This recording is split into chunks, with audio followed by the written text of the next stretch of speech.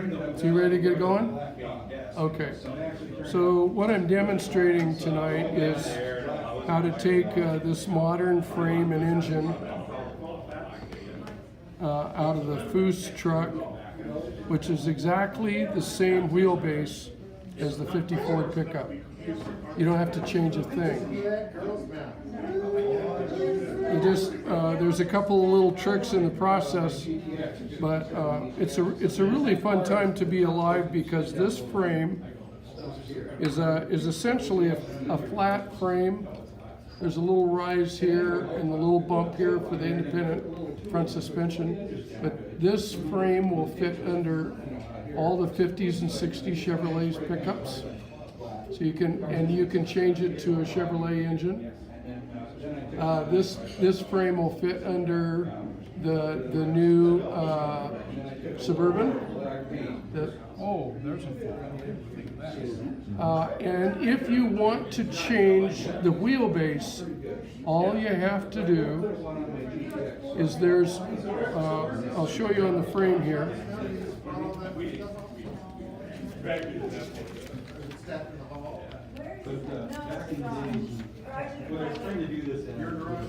On this frame, if you look right here, there's little tabs that actually fix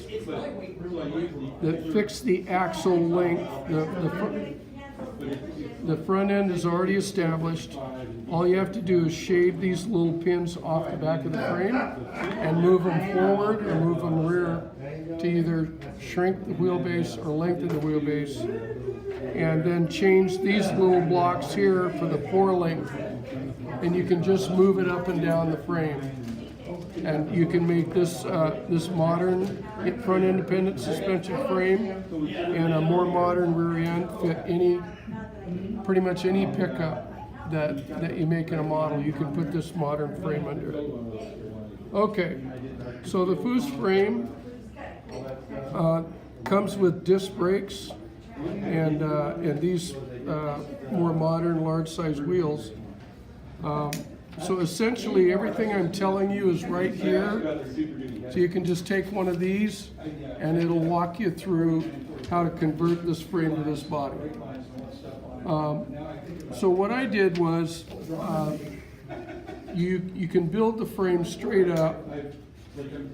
The distance of the wheel width with these modern disc brakes and tires exactly fits right in the wheel wells and down the side of the frame. You don't have to change a thing. Just put it together and it'll fit right in there.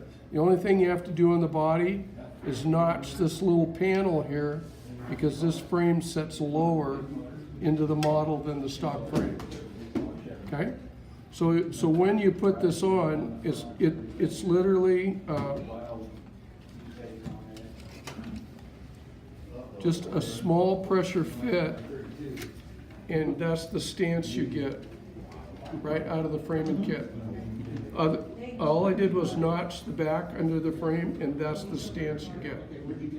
Now, the other question that some people ask about this is, well, what about this modern Ford engine? Because it sets back a little bit on the Foose kit.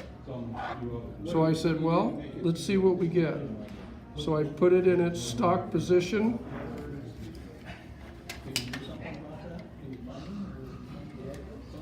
Perfect fit. New radiator, perfect fit. Okay, so one thing you might want to consider is the firewall in this kit has some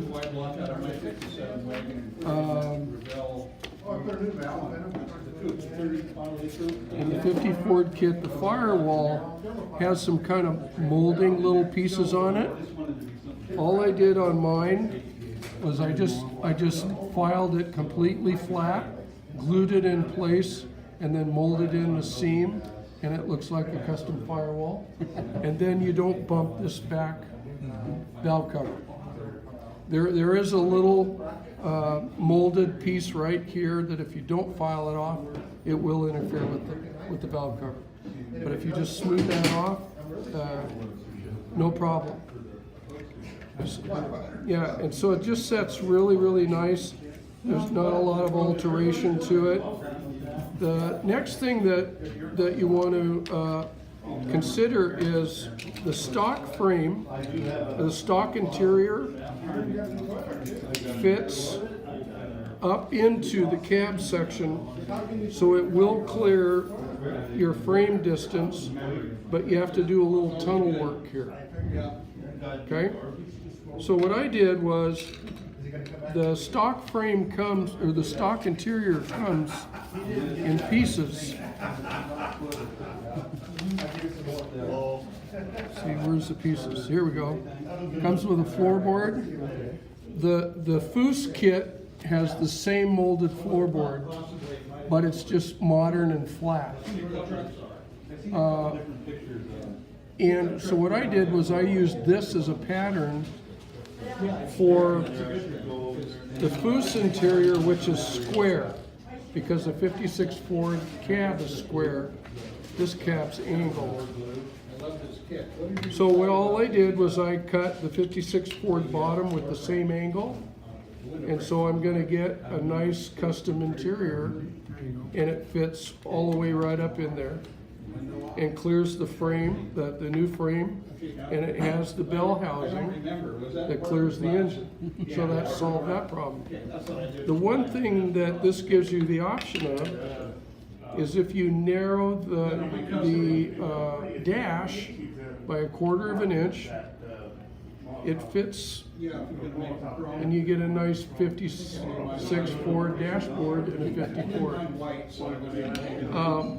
And I chose to use a modern bucket seat and just built a little insert that sets down in there. And so now I got bucket seats in the console with a 56 Ford dash, and all that will fit up into there, and all the stock glass fits. Okay. The only real trick is on the front end. This is a narrower front end. So when you glue in your discs up front, I don't know if you guys can see this, but the discs have a little sleeve on the back of them. If you cut that sleeve off, that narrows the front width, and it fits right under the 50 Ford front fenders. But you have to do that, otherwise it's too wide up front. The other thing you have to do to get this frame down is you have to cut these braces off, because they make the frame set way up too high inside the body. And you have to cut off there's a battery box right here. Cut the battery box off too. And you can relocate the battery either in the engine compartment or just non-existent and just pretend it's there. But this part's important because this makes the frame set up too high and you don't get the stance. If you want to save these and go back and glue them so they look like, after you get the stance, they look like they're there, then glue them afterwards, but in kit form they make the frame set too high. And that's all you have to do to get a hot rod pickup with a brand new frame, a modern Ford V8, new radiator, cool stance, and a new interior. I love it. It's a real easy conversion. And you'll find once you're working with this frame, while you're doing it, you'll find 5 other trucks you can fit this frame on. 50 Chevy. 50 Chevy. Oh yeah, 50 Chevy, 57, 56, 57 Chevys, the 60s versions, the new Suburban. All those can take this modern frame, and you get rid of that old ladder bar suspension that comes with those frames. And the front end has already been lowered and notched into the frame, so you get beautiful ride height every time. Super cool. And so this is that conversion. Oh, neato. Step by step. All right. So there you go. I'll take that. Thank you, David. Build another one of those.